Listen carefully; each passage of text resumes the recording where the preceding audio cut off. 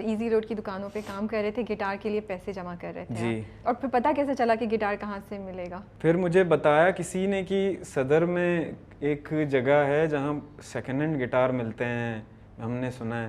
मैं किसी दोस्त के साथ गया तो वहाँ मेरा जो पहला तनख्वाह मुझे मिला महीने का 1500 रुपया, उससे मैंने गिटार ख़रीदा। और मुझे याद है मैं बहुत एक्साइटेड था, बहुत ज़्यादा। मैं बस पे आया, बस पे गए थे हम, फिर बस पे आ गए।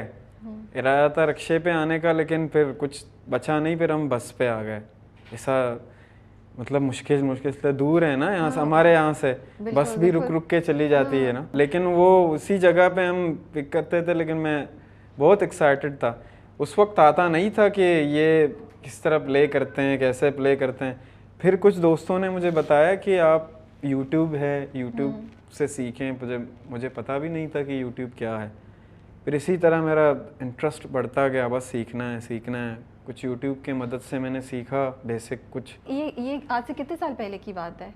1500 में गिटार आ गया, मुझे काफ़ी हैरानी हो रही है।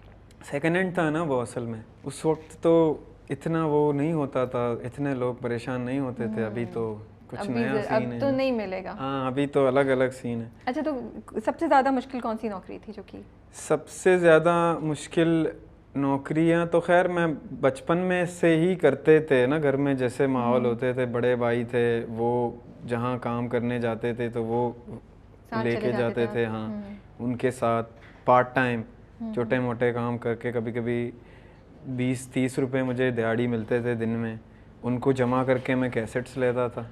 मेरे पास एक वो क्या कहते हैं, कलेक्शन है पूरी, हाँ, आपके पास कैसेट्स एक की? बड़ा डब्बा होता था, उसमें सिर्फ कैसेट्स वगैरह होते थे मेरे पर्सनल। कोई हाथ नहीं लगाता था उनको, बस वही एक समय मेरे खाना होता था वो। हाँ, बहुत सुनता था म्यूजिक। कभी किसी ने हाथ लगाया तो कुछ हुआ घर में? हाँ, घर पे वो होते हैं ना, आप होते हैं ऐसे बहन भाई, छोटे बहन भाई तो होंगे ना आपसे जो करीब हैं। बड़े होते थे, छोटा मैं सबसे छोटा मैं होता था ना, कोई सुनता नहीं था मेरा। लेकिन जब म्यूजिक के बारे में बात आती थी तो मैं जिन बन जाता था। हाँ, फिर डरते थे कि इसका ये हाथ नहीं लगाओ, ये बहुत ये करेगा वो करेगा। सबसे ज़्यादा नौकरी मुश्किल ये लगी कि वो घर बनाते हैं ना, वो मजदूरी वाला काम, वो हम ईट क्या कहते हैं उसको? ईट और सीमेंट होता है, हाँ, वो सीमेंट के साथ, हाँ, वो उठा के। एक दो दफ़ा मैं बहुत बीमार हो गया। वज़न उठाना बड़ी बात है ना, मैं छोटा होता था लेकिन करना पड़ता था। तो इसी तरह मुझे म्यूज़िक के कुछ चीज़ वगैरह लेने होते थे या सुनना होता था। सुनने को पहले कैसेट्स वगैरह लेने पड़ते थे, फिर सीडी का दौर आया, वो थोड़ा महंगा था। फिर उसके लिए भी ये काम शाम, 1-1.5 महीने तक काम, फिर काम ये वो। फिर जब गिटार तक मैं पहुंचा उस वक्त फिर मैं यहाँ वहाँ जहाँ भी मैं प्ले करता था, और मैं आंख बंद करके प्ले करता हूँ ना, मेरी आदत है। तो बाद में जब भी मैं उठता था वहाँ से घर जाने के लिए, तो मैं जेब में या ये जेब में हाथ लगाता था तो पैसे हैं, लोग डालना करते थे। हाँ, लेकिन पता नहीं होता था कि कौन करता है कौन डालता है। मैं अपने माहौल में होता था, बस वो ज़रिया बना देता है जिस तरह उसको देना होता है ना, यूँ होता। तो इस मुझे बहुत हेल्प मिला इससे। फिर मैंने एक अच्छा उससे थोड़ा अच्छा गिटार सदर एक शॉप है वहाँ से ख़रीदा।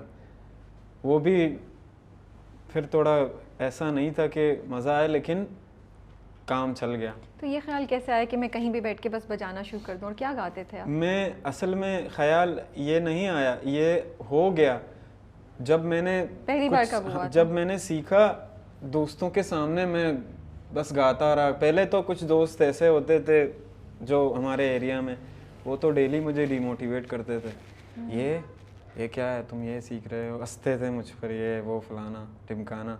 तो मैं नहीं सुनता था। और कुछ ऐसे भी दोस्त होते थे जो मुझे सपोर्ट करते थे, नहीं कहते थे कि आप करो, बस अच्छा लग रहा है करो, अच्छा है करो। हालांकि आता मुझे कुछ नहीं था। फिर सीखा, फिर कुछ सीखा, कुछ बजाया, अच्छा लगा, लोगों को मज़ा आया उनको सुनने में। फिर उससे मैं बहुत मोटिवेट हुआ। फिर मैं यहाँ वहाँ गाना, हालांकि जो गाना एक नेचुरल मेरी आदत है, मैं मतलब सामने नहीं रख के आप लिखेंगे ऐसा नहीं होगा, बस आ जाएगा।